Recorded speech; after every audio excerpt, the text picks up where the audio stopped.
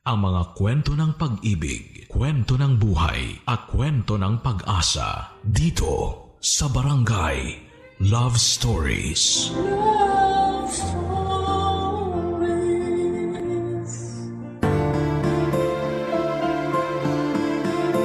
Mas masayang makatanggap ng pagmamahal na buo mula sa taong pinili mong makasama. Hindi yung palagi kang pangalawa at tatanggap ng pagmamahal na tira-tira lamang ng iba. Ikaw kabarangay, ibinibigay mo rin ba ng buo ang iyong pagmamahal? Dear Papa Dudut, magandang araw po sa inyong lahat at sa lahat ng mga nakikinig ngayon. Tawagin niyo na lamang po ako sa pangalang Fiang. 40 years old na sa kasalukuyan. Panganay ako at nag-iisang babae sa aming 5 magkakapatid. Marami na po akong pinasukang trabaho pero kung hindi nag-resign ay natatanggal naman po ako dahil palagi po akong nakukursunadahan ng mga nagiging amo ko. Hindi naman po ako kagandahan. Ako po yung masasabing sakto lang pagdating sa itsura. Pero dahil maputi ako at magandang hubog ng katawan ay palagi ako napapansin kahit saan ako magtrabaho. Hanggang second year college lang po ang natapos ko, Papa Dudut. Kaya hindi ako qualified sa gusto kong trabaho. Gustong gusto ko po kasi noon na magtrabaho sa opisina. Nagsimula po ako sa pagiging kasambahay, tindera hanggang sa matanggap ako bilang cashier. Napilitan naman akong mag-resign sa huling trabaho ko nang maging dahilan ako ng pag-aaway ng manager namin at ng boyfriend nito na katrabaho rin namin. Wala naman akong kasalanan doon dahil umiiwas talaga ako sa mga lalaki pero silang lumalapit at nangungulit sa akin, Papa Dudut. Kaya madalas akong napapahama. Hanggang sa naisip kong maghanap na lamang ng malilipatan. Ang kaso ay hindi po ako kaagad nakahanap ng malilipatan kaya pansamantala muna akong nagtinda ng street foods para may mapagkunan pa rin kami ng panggastos. Nasa kalahatian na po noon ng taon nang maisipan kong maghanap muli ng trabaho. Nung nag-aasikaso na ako ng requirements ay nakalimutan ko namang magdala ng ballpen. At noong police clearance na ang kukunin ko ay may nakasabay akong lalaki. Siya'y nagpahiram sa akin. Aaminin ko na may dating ang lalaking yon. Ang kaso ay hindi ako naroon para makipaglandian ng araw na yon. Kaya naman matapos kong ibalik ang ballpen niya ay hindi na ulit kami nagkita pa. Natanggap ako bilang cashier sa isang supermarket, Papa Dudut. At hindi ko nga po akalain na doon ko pa ulit makikita ang lalaking tinutukoy ko.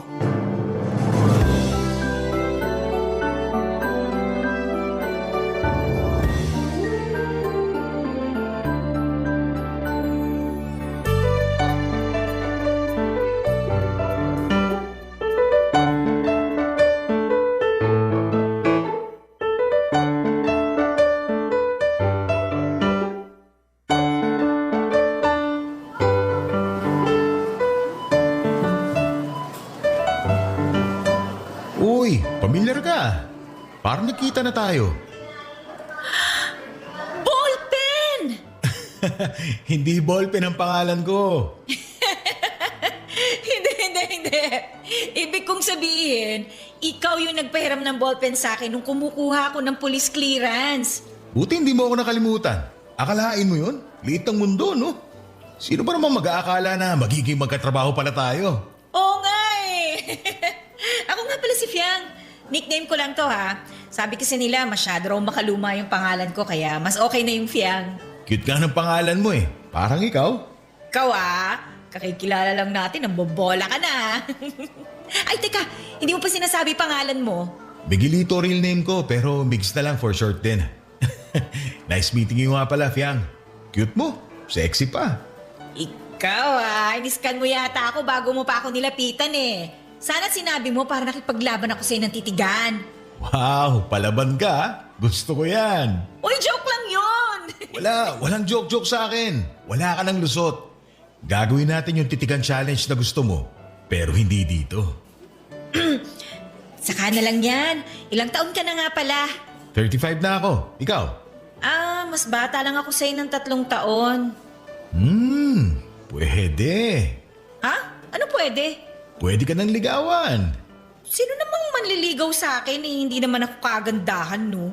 Para sa akin, maganda ka. Tsaka hindi ako maniniwala kung sasabihin mo sa akin na hindi ka pa nagkaka-boyfriend.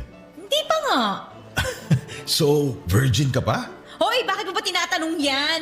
Joke lang, to naman. Sorry na. Ganito ka rin ba sa mga babaeng bago mo palang nakikilala? Hindi naman. Parang sa'yo pa nga lang eh. Nakakatuwa ka kasi. Talaga ba?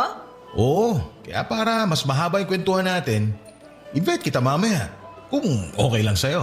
Okay lang naman, pero saan ba tayo pupunta? Sa hotel. Ha? Agad-agad? Joke lang.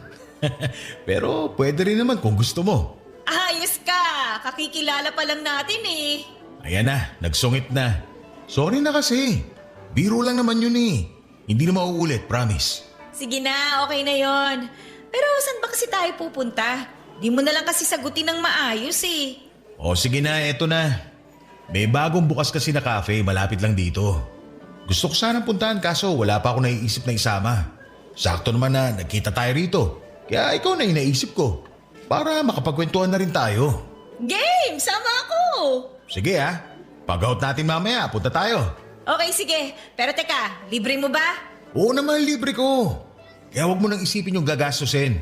Ang kailangan mo lang isipin kung tatagal kang kumain habang tinititigan kita. Hoy, para kang sira. Seryoso ko. Doon natin gagawin yung challenge. Gagawin mo rin yung sa akin, syempre. At kung sino matalo, siya naman yung taya sa susunod na labas natin. Ay, wow! May susunod pa? Kung papayag ka ulit na sumama sa akin. Sus! Kahit nga iuwi mo pa ako eh. Char! Mukhang napapasarap yung kwentuhan yung dalawa. Walang trabaho, mga ma'am, sir? Si Jelly talaga oh. Eto na, babalik na ako sa trabaho ko. Piang, mamaya ah. Oo, sige. Usap na lang tayo ulit mamaya. Naku, Ate Jelly. Sorry ha. Napakwento lang ako saglit kasi hindi ko akalain na magiging magkatrabaho pala kami ni Migs. Bakit? Magkakilala na ba kayo dati pa? Hindi naman. Pero kasi siya yung nagpahiram sa akin ng ballpen nung nag-aasikaso ako ng requirements. Ganon? O edi kumalma ka. Nagbibiro lang ako kanina. Pasensya ka na ha. Ganito lang talaga ako sa mga bago. Pero si Migs, nauna ko na siyang nakausap at nakakwentuhan kanina. Ay, kinabahan naman ako sa'yo ate. Kala ko susumbong mo na kami. Hindi ako ganun no. O siya, sige na, magtrabaho na tayo. Baka tayo naman yung maisumbong.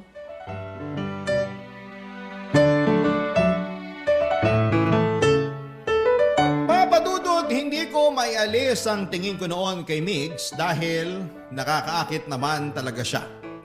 Hindi naman siya yung tipong sobrang gwapo pero malakas ang apil niya sa mga babae. Matangkad siya at mukhang palagi ring nagwo-workout. Kahit yung boses niya ang sarap pakinggan. Kaya parang gusto ko na lamang siyang titigan, maghapon at pakinggan yung mga kinagkwento niya. Kahit siguro tungkol sa mga langgam yung pag-uusapan namin, ay magiging interesado pa rin ako dahil sa boses ni Migs. Kahit na ilang araw pa lang ang nakakalipas mula nang magkakilala kami, ay nagkagaanan na kaagad kami ng loob. Madalas kaming nag-uusap tuwing break namin at nagtatawanan at nagbibiruan pa kahit oras ng trabaho. Minsan ay hindi na rin kami naiiwasang tuksuhin ang mga kasamahan namin sa trabaho at kahit mga customer na nakakapansin sa pagtitingin na namin papadudot. Kahit kasi ako at cashier kasi ako at bagger naman siya. Kaya may mga pagkakataon talaga na nag-uusap kami kahit oras ng trabaho. Habang tumatagal noon ay mas lalo pa kaming nagiging malapit sa isa't isa. Minsan ay sabay kaming lumalabas dahil nagkakayayaan pa kaming kumain ng tusok-tusok o kaya ay maglakad-lakad muna bago umuwi. Nung unang sweldo naman namin, papadudod ay doon na nagsimulang lumalim ang namamagitan sa amin ni Migs. Nang magkayayaan kaming mag-inuman, papadudod.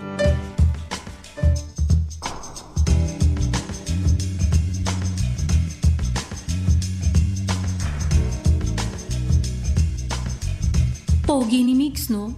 Oo nga eh. Titig pa lang nakakapanghina na. Bet mo? Oo. Mukhang bet ka rin eh. Ibang makatitig.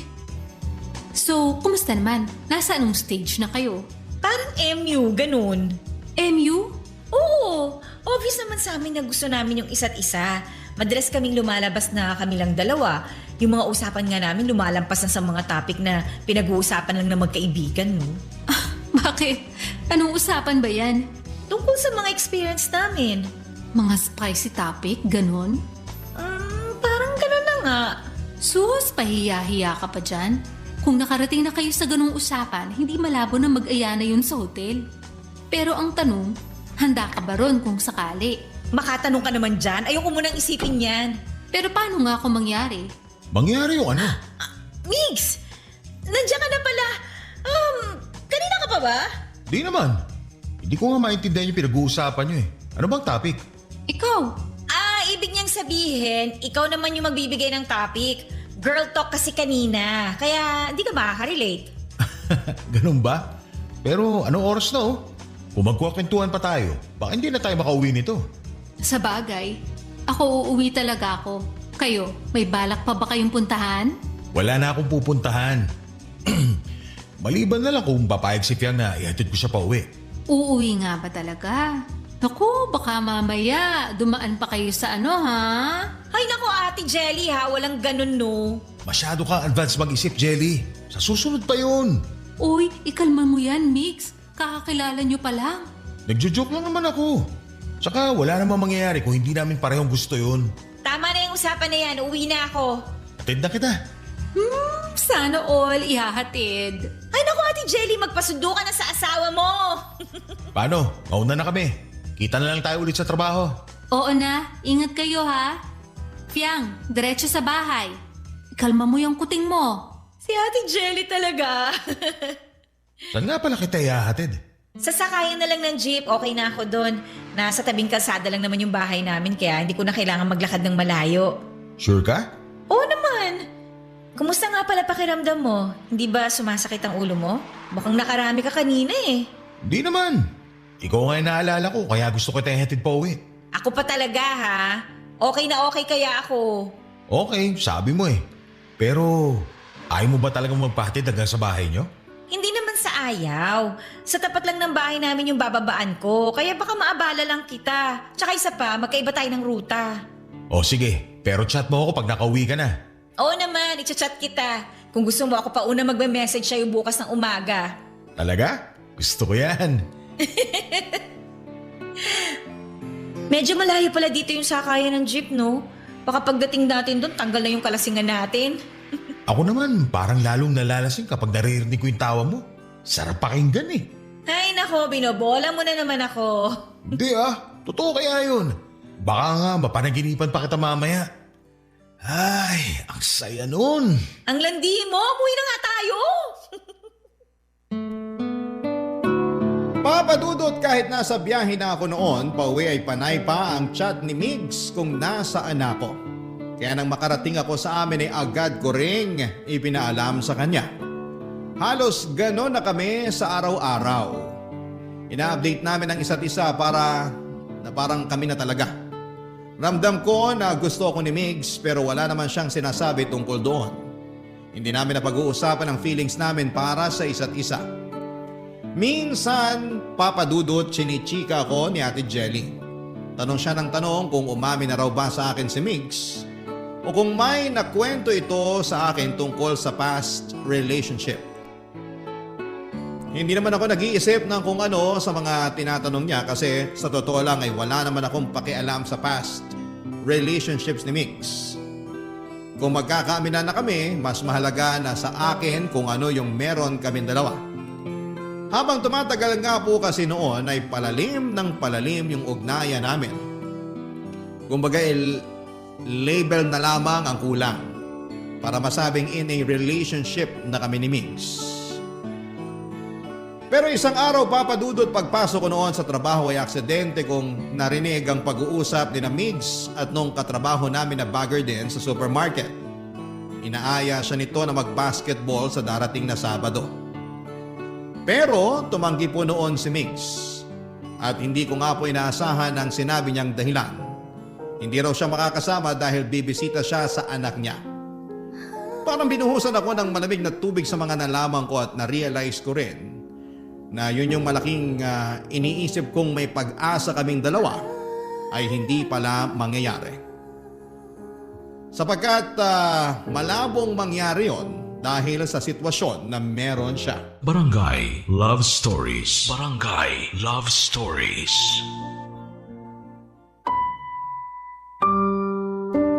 Papadudot nagulat ako sa nalaman kong may anak pala si Migs. Hindi ko naman siya masisisi dahil hindi naman ako nagtanong. Hindi ko nga rin maalala kung naitanong ko ba sa kanya kung may girlfriend na ba siya o asawa. Basta sumabay na lamang ako sa agos hanggang sa naging close kaming dalawa. Napaiyak na lamang ako noong nalaman ko yon dahil alam ko sa sarili ko na malalim na ang nararamdaman ko para kay Migs ng mga panahong yon. At mahirap na para sa akin na layuan o iwasan siya. Dahil sa nalaman ko, Papa Dudut, kahit mahirap ay sinubukan ko ng iwasan si Migs. Nakikipag-usap naman ako sa kanya pero hindi kagaya ng dati na palagi kaming nagtatawanan. Kung hindi para sa trabaho ay hindi ako yung mauuna na magsalita, Papa Dudut. Hindi na rin ako sumasama tuwing nag-aaya siyang lumabas. Nagdadahilan na lamang ako na may importanteng asikasuhin o di kaya ay masama ang aking pakiramdam. Hanggang sa napansin na rin yon ni Ate Jelly. Kinausap niya ako at tinanong kung ano ang problema. Sinabi ko naman sa kanya ang katotohanan at hindi na siya nagulat doon. Pero ang pinagtataka ko ay parang may gustong sabihin sa akin si Ate Jelly na hindi niya masabi-sabi. Lumipas ang 2 linggo na iniwasan ko pa rin si Migs. Batid ko na medyo nakakahalata na siya. Pero hindi ko na lamang yon pinansin.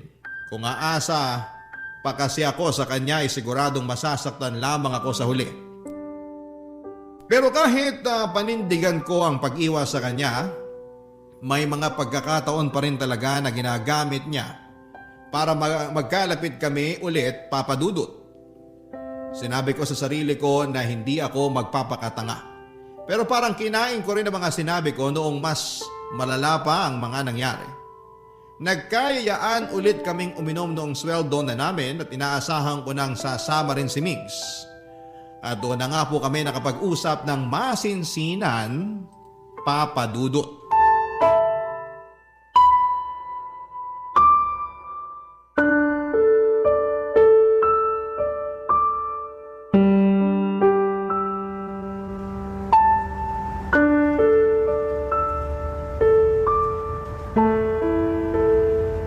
Fiang, sandali! Ihatid kita ulit sa sakayan ng jeep. Wag na. Hindi na kailangan. Kaya ko naman maglakad mag-isa. Galit ka ba? Parang iniiwasan mo ako eh. May nagawa ba ako masama? Wala. Eh bakit tayo mo ako kausapin ng maayos? Bakit ba ang kulit mo? Ihatid na kita. Lasing ka na eh. Baka kumapano ka pa sa daan. Ano bang pakialam mo? Ano bang problema? Bakit ka nagagalit sa akin? Wag mo na nga ako sundan. Nakakairita yung pagmumukha mo eh. Sabihin mo kasi sa akin kung bakit ka nagkakaganyan. Nagtatawanan lang tayo kanina tapos ngayon ayaw mo na naman akong kausapin. At bakit kita kakausapin, ha? Sinungaling ka? Ano? Paano naman ako naging sinungaling? Huwag ka nang magmaang-maangan. Alam kong alam mo kung ano yung sinasabi ko. Manghuhula na ba ako ngayon? Kaya nga ako nagtatanong sa'yo eh. Kasi hindi ko alam kung bakit ka nagagalit sa akin, di ba? May hindi ka sinabi sa akin. Ano ba yun? Sabihin mo naman sa akin. Hindi mo sinabi na may anak ka na pala. Ha? Paano mo nalaman? Narinig ko kayo ng katrabaho natin. Inaaya ka niyang mag-basketball pero sabi mo, bibisitahin mo yung anak mo. Ibig sabihin, may asawa ka na. Oo, pero hindi naman kami nagsasama. Matagal na kaming hiwalay. Pero bakit hindi mo sinabi sa akin yun? Kahit man lang sana tungkol dun sa anak mo. Pasensya ka na kung hindi ko nasabi sa'yo. Pero wala naman akong balak isikreto yun. Nauna mo lang malaman, kaya sorry. Huwag ka na magalit. Babawi na lang ako sa'yo. Ay, hindi mo naman kailangan bumawi eh. Hindi naman tayo, di ba? Huwag ka na magtampo. Please? Sa tingin mo tampo lang tong nararamdaman ko? Nagmumukha na akong tanga, Migs. Ang ganda na nung pinapakita mo sa akin eh. Lahat ng ginagawa mo special para sa akin. Akala ko special na ako sa'yo pero wala eh. Asang-asa lang ako pero nakakagago yung hindi mo pagsasabi sa akin na may asawa at anak ka na. So anong balak mong gawin sa akin ha? Balak mo pa akong gawing kabit? Hindi naman sa ganun. Sabi ko nga, di ba, hindi na kami nagsasama. Hindi kami okay kaya malabo yung sinasabi mo na magiging kabit ka. Hindi ka kabit kaya huwag mong tawagin yung sarili mo ng ganyan. Kasal nga kayo eh! Ano mga akala mo? May special title yung mga kabit para hindi nakakahiyang pakinggan? Alam mo, lasing ka na. Saka na lang natin to pag-usapan kapag okay ka na. Okay ako! Yung meron tayo, yun ang hindi okay! Ang labo-labo kasi eh! Sabihin mo nga sa akin, ano ba tong meron tayo? Puro kalandian lang ba to o may nararamdaman ka na sa akin? Pag-usapan natin to pag hindi ka nalasing. Papadudot, inabutan kami noon ng ulan habang nag-uusap sa gilid ng kalsada. Wala na kaming pakialam pa kung may nakakarinig sa amin ng mga sandaling yon. Alam kong nakainom ako pero alam ko lahat ng mga sinasabi ko kay Migs. Malinaw yon sa alaala ko at sinadya kong sabihin sa kanya mga bagay na yon para makakuha ng sagot pero bigo pa rin ako. Hindi ko pa rin alam kung mahal ba ako ni Migs o trip niya lamang akong landiin noon.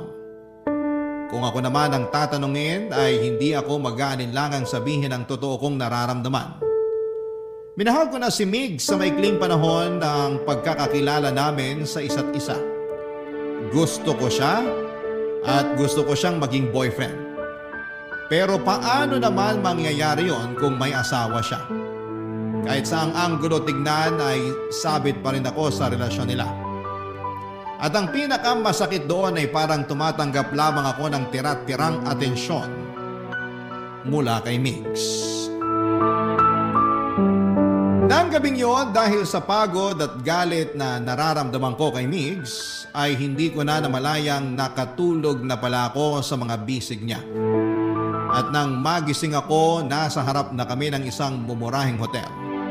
Ewan ko ba, papadudot, pero sumabay na lamang ako sa agos noon.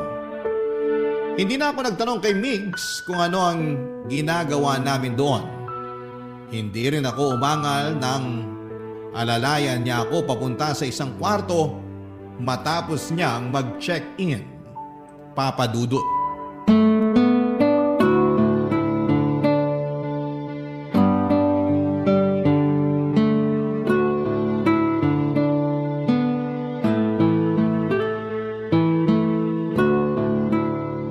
Kamusta pakiramdam mo?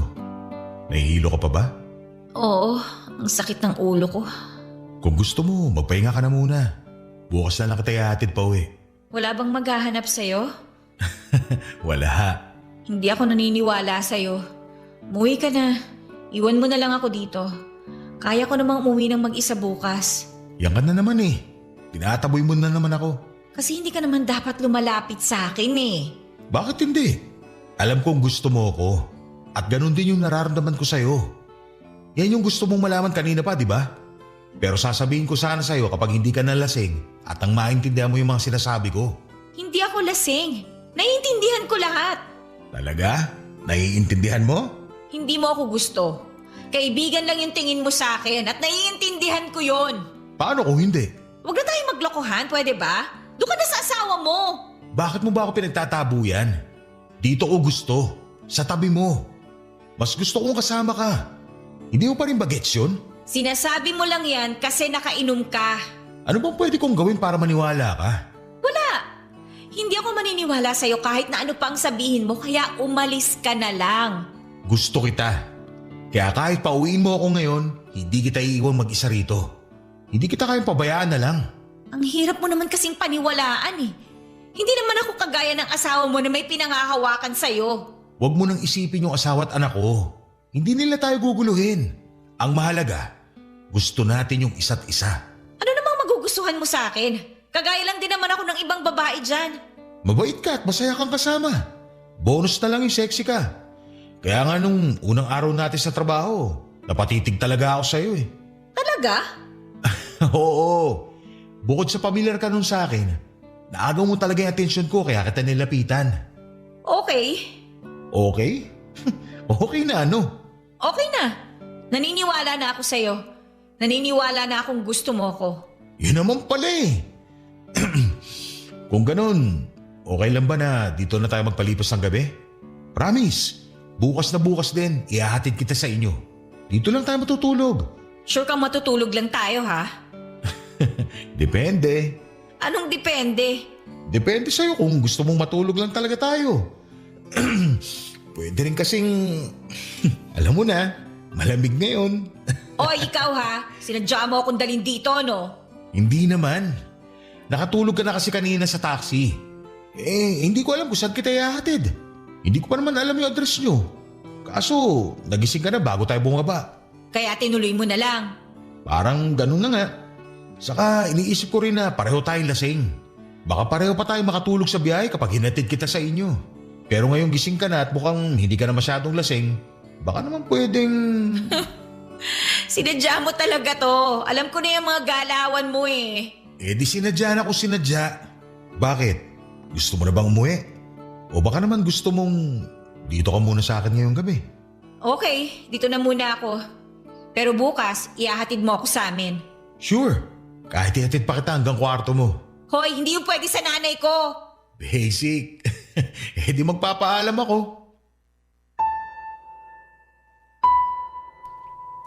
Papadudot na dala ko sa tukso ng gabing yon. Hindi ko na napigilan ang sarili ko sa mapang-akit na boses ni Mix. Aaminin ko na ilang beses na may nangyari sa amin habang nasa hotel kaming dalawa. Sinulit namin ang bawat oras na magkasama kami dahil minsan lang yon na mangyari. Habang ginagawa namin yon ay nawala sa isipan ko ang mga bagay na inaalala ko. Hindi ko na inisip na pamilyado na ang lalaking kasama ko ng mga sandaling yon. Matapos ang gabing yon sa hotel ay hinatid ako ni Migs pauwi sa bahay. Pero ang pinagtataka ko, ni hindi man lang siya tumuloy sa amin nang sinabi ko sa kanya na ipapakilala ko siya kay nanay. Ang sabi niya lang noon ay nagmamadali na raw siyang umuwi at naiintindihan ko naman siya. Dahil anong oras na rin kaming nakauwi. Pagbalik naman namin sa trabaho ay sinubukan kong pag-usapan yung nangyari. Kunwari nagtatanong ako kung magkano yung binayaran niya sa hotel para maghati kami. Pero iniiba niya ang usapan, Papa Dudut. May pagkakataon pa noon na pumasok siya na medyo mainit ang ulo at parang ayaw makipag-usap sa akin. Nung sumapit ang birthday ni Migs, inimbitahan niya kaming mga malalapit niyang kaibigan sa trabaho sa bahay na tinutuluyan niya. As usual, nag-inuman kami doon at nagdala na rin kami ng pagkain para idagdag sa mga hinanda ni Migs. Pero habang nagse-celebrate kami ay hindi namin inaasahan na may darating pala siyang bisita. Walang iba kundi ang asawa at anak niya, Papa Dudut. Barangay Love Stories. Barangay Love Stories. Papa Dudut nang hina ko sa nasaksihan ko ng gabing yon. Nakita at narinig naming lahat kung paano nagtalo si Migs at yung asawa niya sa harapan pa mismo ng anak nila.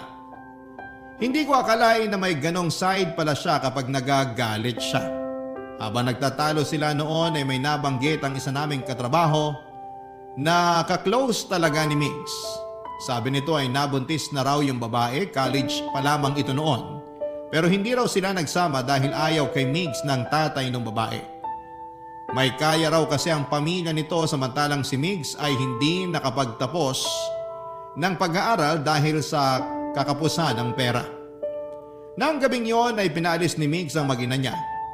Batid ko sa mga sandaling yon na ako ang pinili niya dahil sa ginawa niyang yon. Pero hindi ko mapigilang makonsensya noong paalisin niya yung mag-ina kahit gabing-gabi na. Pakiramdam ko tuloy noon ay kasalanan ko kung bakit sila nagtalo. Pero nung nilapitan ako ni Migs ay medyo gumaan na ang pakiramdam ko. Nagpa-comfort siya sa akin at pagkatapos noon, Papa Dudut, ay may nangyaring muli sa amin. Akala ko ay tuloy-tuloy na yung magandang nangyayari sa amin ni Migs. Pero nang makita kong sinundo siya ng asawa niya sa trabaho, ay para na naman akong sinampal ng katotohanang may asawa at anak na siya Papa Dudut.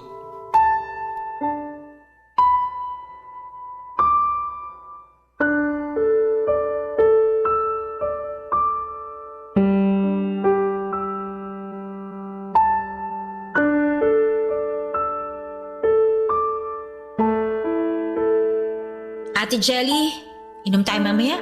Ha? Ano namang nakain mo at nagyayaya kang uminom? Nababad trip kasi ako kay Migs eh. Bakit naman? Nakita ko kasi siya kanina, sinundo ng asawa niya. Nakakotse pa nga eh. Bakit ngayon ka lang nagre-react ng ganyan? Hindi ka ba aware na may asawa si Migs nung una pa lang? Nalaman ko naman nung narinig ko na nag-uusap sila nung katrabaho natin. Okay. Tapos wala ka pa rin ginawa.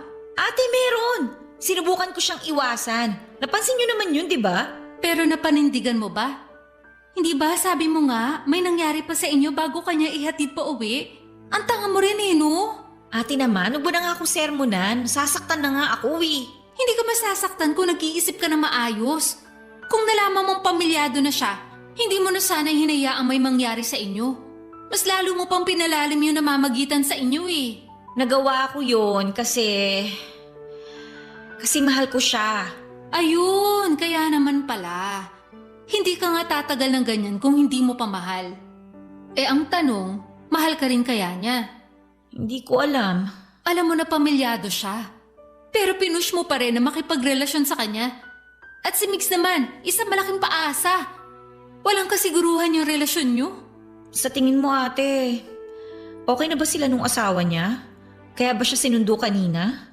Si Migs lang ang nakakaalam ng sagot dyan. Ano? Tatanungin ko ba siya? Aba malamang, kesa naman sa nanguhula ka dyan. Mabuti nang alam mo kung ano yung totoong estado ng relasyon nila mag-asawa. Baka mamaya, ginagawa ka lang panakitbutas ni Migs. Saklap nun. Ay, hindi ko alam kung paano ako mag-react kapag sinabi niyang okay na ulit sila ng asawa niya. Masakit malaman yung totoo. Pero mas masakit kapag niloloko ka lang niya tapos pinatagal mo pa. Mag-isip-isip ka nga. Hindi mo deserve na maging parausan lang ng isang lalaki. Grabe ka naman sa parausan, ate. Bakit hindi ba? Ilang beses na rin naman na may nangyari sa inyo, di ba? Pero ni minsan ba, narinig mong sinabi niya na mahal ka niya? Ha!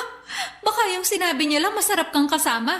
Tapos ikaw, nagpapauto ka naman sa kanya. Grabe ka talagang mang real talk, no? Hay nako, hindi kita uutuin gaya ng ginagawa niya. Tsaka hindi ka na bata. 32 ka na, kaya dapat alam mo na kung paano harapin yung mga ganyang sitwasyon. Kayo rin naman nagsimula niyan eh. Alam ko naman yun. Hindi ko pa lang talaga alam kung paano ko sisimulang kausapin si Migs. Natatakot kasi akong malaman yung totoo eh. Naiintindihan naman kita. Nagmahal din naman ako. Pero sana, wag mo nang dugtungan pa yung naging pagkakamali mo sakaling alam mo na yung totoo. Maawa ka sa sarili mo. Isipin mo na lang yung pagod natin sa trabaho tapos madadagdagan pa ng heartbreak. Pighati malala talaga. Ay, sana hindi na lang ako napunta sa ganitong sitwasyon. Ang hirap-hirap. Mahirap pero kakayanin mo. Kausapin mo muna siya. At saka ka magdesisyon kung tatapusin mo na yung nasimulan nyo o ilalaban mo pa.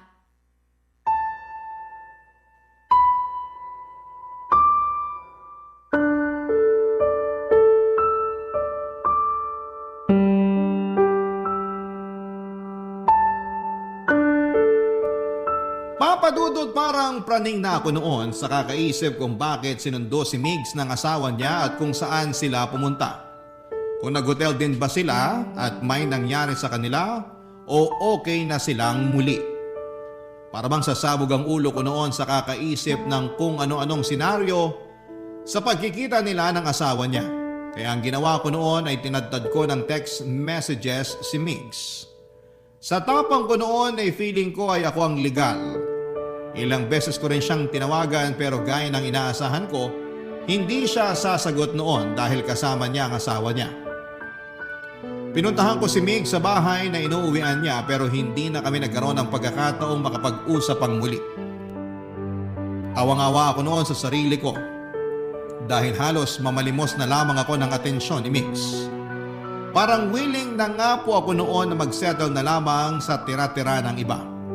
Pero hindi na talaga kami nagkausap ang muli. Nag-resign na rin kasi siya sa trabaho kaya hindi ko na rin siya mahagila pa. Basta ang alam ko lang noon ay nagkaayos sa sila ng asawa niya. Wala naman akong magawa, ano ba namang laban ko. Legal na asawa na po yung pinag-uusapan. Kaya ang nangyari ay tinanggap ko na lamang na hindi talaga para sa akin si Mix. May nagmamay-ari na ng puso niya at hindi ako yon. Pagkatapos ng 3 years ay nagkaroon na ako ng panibagong karelasyon. Hindi ko na lamang po babanggitin ang pangalan niya pero naging boyfriend ko po siya noon. At kung kailan okay na ako ay saka naman kami nagkitang muli ni Mix. Ewan ko ba papadudot. Pero kahit matagal-tagal na rin yung panahong lumipas ay parang bumalik lahat ng excitement ko nang makita ko siya. Nakakayabang sabihin pero may nangyari kaagad sa muli naming pagkikita. Akala ko ay pwede na naming ituloy yung naudlot naming relasyon noon pero ganito po ang mga nangyari.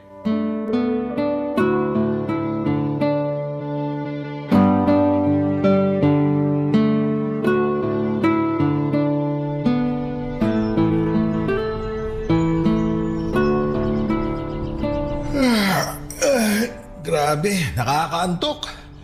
Parang gusto ko na umuwi para makatulog naman. Uuwi ka na kaagad? Bakit ikaw? May iba ka pa bang pupuntahan? Depende. Depende saan. Sa'yo. Baka gusto mo maglakad-lakad muna tayo o kaya kumain. Di na, sa bahay na lang. Bakit parang nagmamadali kang umuwi? Ayaw mo na ba akong makasama? Piyang naman. Kung ayaw kita makasama, edi sana hindi tayo humantong sa hotel. So yun na yun? Sex lang yung dahilan kaya tayo magkasama ngayon? Namiss kita, yun lang yun. Pero wala tayo sa puntong iiwan ko yung asawa at anak ko para sa'yo. Pamilya ko sila. So tama nga si Ate Jelly noon pa. Para usan lang talaga ang tingin mo sa akin. Hayop naman, Fiang, oh. Para kang tanga kausap. Ibabalik mo pa talaga yung nakaraan natin? Ano? Di ka na makamove on? Kung gusto mo, tutulungan na kita. Sabihin mo lang. Ang kapal ng mukha mo! Gusto mo talaga magkasakitan pa tayo rito? Nag-iinarte ka pa dyan may boyfriend ka na nga, di ba? Tapos sumama ka pa rin sa akin at nag-enjoy sa kama na parang wala kang boyfriend na naghihintay sa'yo. Hindi ko akalain kaya mo akong bastusin ng ganito. Nagawa ko magpakatanga sa'yo noon kasi mahal kita. Bobo ka ba? At hanggang ngayon mahal mo pa rin ako, ganun ba? Mag-move on ka na. Hindi kita mahal. At hindi ko pinagsisisihan na naipag-ayos ako sa asawa ko. Siya'y mahal ko noon pa. At ikaw? Sige, aaminin ko na gusto naman talaga kita. Pero hindi practical para sa akin na sumugal sa'yo. Alam mo naman siguro kung ano ibig ko sabihin, hindi ba? Kaya nga hindi sapat na gusto lang kita. Buti sana kung mahal na rin kita. Baka sakaling ilaban ko pa. Kaso hindi. Kaya tigilan mo na yung kadramahan mo. Umuwi ka na. Tama lang pala na itinigil ko na yung paghahabol sa'yo kasi wala ka naman pala talagang kwentang lalaki. Kahit ano pang sabihin mo, hindi na ako masasaktan dyan. Nung iniwan kita, buo na yung desisyon ko na magsasama ulit kami ng asawa ko. Tigilan mo na nga yung pagpapanggap mo na mahal mo yung asawa mo. Kasi kung mahal mo siya at sapat na siya sa buhay mo, bakit kinita mo pa ako ngayon at ginusto mo pa na may mangyari sa atin? Sa sobrang manloloko mo, pati sarili mo binibiktima mo. Gusto mo ba talaga nag-eskandalo tayo rito? Pinagtitingin na tayo ng mga dumaraan. Bakit? Ayaw mo bang marinig nila at malaman nila kung anong klaseng asawa ka? At least ako, boyfriend pa lang yung meron. Wala pa kaming anak. Eh ikaw, kunwari ka pang mabuti kang asawa at ama sa anak mo, pero hindi ka nagdadalawang isip na mag-check-in sa hotel na ibang babae yung kasama mo. Kung sa bagay, mukhang sanay ka naman eh. Ginagawa mo rin siguro yung kapag bored ka na sa asawa mo. Wala ka nang pakialam doon. Wala talaga. Pero hihilingin kong karmahin ka dyan sa ginagawa mo. Sana nga maputulad ka na lang para hindi na madagdagan pa yung mga naloko mo dati. Kung ako sa'yo, mag-isip ka na ng idadahilan mo sa boyfriend mo. Dahil pag may nakapagsabi sa kanya na lumabas ka ng hotel na may kasamang ibang lalaki, mawawarak pagkatao nun. Kasi nakuha mong bumuka ka sa iba. Hindi ko na kailangan mag-isip. Alam ko yung pagkakamaling nagawa ko ngayon. At haharapin ko yon. Hindi kasi ako duwag, kagaya mo. Papadudot, noong sumama ako kay Mig sa hotel ay handa na akong ipagpalit siya sa boyfriend ko. Sorry po sa word pero ganun po ako katangang mag-isip noong mga panahong yon. Hindi ko na naisip na hindi lang ang isa't isa ang nasaktan namin at pareho lang kaming nanlokot nakasakit ng tao. Totoo nga pala talaga na kayang tapusin ang isang oras lamang ang relasyong nabuo sa loob ng ilang taon. Bago po kasi naging kami ng boyfriend ko ay naging magkaibigan muna kami, kaya may matibay na pundasyon ang relasyon namin. Akala ko naman ay sapat na yon pero isang maling desisyon ko lamang pala ang sisira noon. Si Migs ang pinili ko pero iniwan niya pa rin ako sa ere. Ang huling balita ko na lamang kay Migs ay maayos pa rin silang nagsasama ng asawa niya. Pero bukod doon ay wala na akong ibang alam sa kanya. Pinutol ko na ang lahat ng ugnayan namin at nag-move on na rin ng tuluyan. Hindi lang sa kanya kundi sa sakit na naidulot sa akin ng mga maling desisyon ko sa buhay. Sa ngayon, Papa Dudut, ay meron na akong sariling pamilya. Natuto na ako sa mga naging pagkakamali ko noon at itinatama ko na yon ngayon. Wala po akong inilihim sa asawa ko ngayon at tinanggap naman niya ako ng buong buo. Hanggang dito na lamang po, Papa Dudut. Maraming salamat po sa inyong programa at sa Barangay LS sa pagbabahagi ng aking kwento. Ang inyong forever na kapuso at ka-barangay, Fiang. Barangay Love Stories. Barangay Love Stories. Napakasakit na nangyari kay letter sender. Pero buti sa uli, naging maayos pa rin ang buhay niya. Anong say mo sa Barangay Love Stories na ito?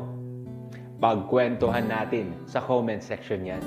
Nagustuhan ng iyong napakinggan? Ituloy yan via live stream sa www.gmanetwork.com/radio.